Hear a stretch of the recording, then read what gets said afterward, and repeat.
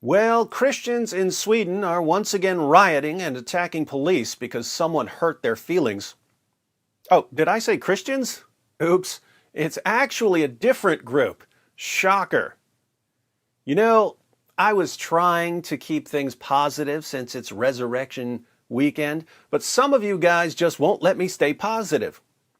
I'll tell you what, we'll read about the latest Ramadan Quran riots in Sweden, and then, instead of me making fun of anyone, I'm actually going to try to help people who riot over criticism, because this is the weekend we celebrate Jesus' death and resurrection.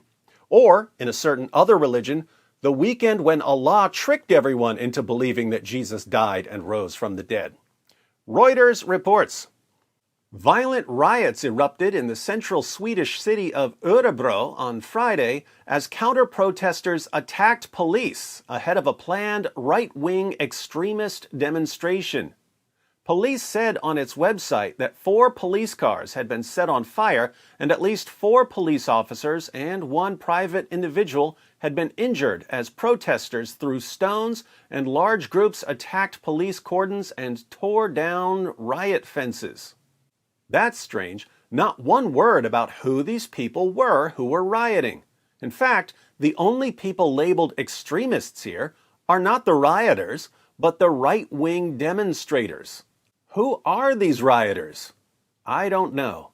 But the violent riots were a response to a planned right-wing extremist demonstration, so it looks like the riots could have come from anyone who doesn't like right-wing extremists.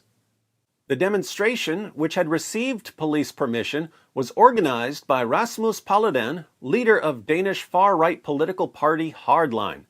Police disbanded the demonstration to calm the situation and later in the evening said most counter-demonstrators had left the area. A number of counter-protests against planned demonstrations by Paludan, some of which were canceled, in Swedish cities have turned violent this week. Really? During Ramadan? Swedish news agency TT said violence erupted in the Stockholm suburb of Rinkeby after Paludan earlier on Friday set fire there to a copy of the Quran. Oh, the far-right extremists were burning copies of the Quran, and people who are upset about the Quran being burned rioted and attacked police and burned vehicles. Police said some of the officers taken to hospital had, among other things, suspected arm fractures.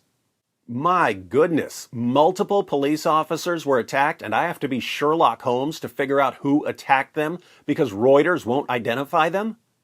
That's modern journalism for you. If we go outside the West, of course, we get some more details in the reporting. Here's the headline from Op India, for instance. Rioters chant Allahu Akbar, torch vehicles, attack cops after anti-immigration activist burns copy of Quran in Sweden. What we know so far.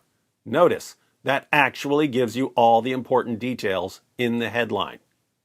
Now, I said that instead of making fun of anyone, I'm going to try to help instead. Here goes. Let me talk directly to the rioters and to the people who are cheering on the rioters. When someone from an anti-immigration party shows up to your area during Ramadan and burns a Quran, what do you think he's trying to do? What do you think he's trying to accomplish by coming to your area during Ramadan and burning a Quran? Think. You can get this. What is he doing? He's trying to get a violent riot out of you, right? Why is he trying to get a violent riot out of you? Because he knows that there are lots of people in Sweden who will look at that interaction and say, well, we don't approve of burning the Quran, but it is a legal demonstration. The rioters, however, are attacking police officers and burning vehicles. That's far worse. He's trying to show future voters that your group can't handle protected legal speech and therefore that you don't belong in Sweden. If he can convince enough people that Muslim immigrants don't belong in Sweden, what happens? Laws change. That's his goal. And what do when he uses you for his political goal? You do exactly what he wants you to do.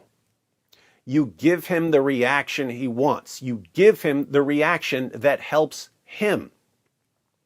As a rule, if your enemy is trying to get a certain reaction out of you, you do not give him the reaction he wants.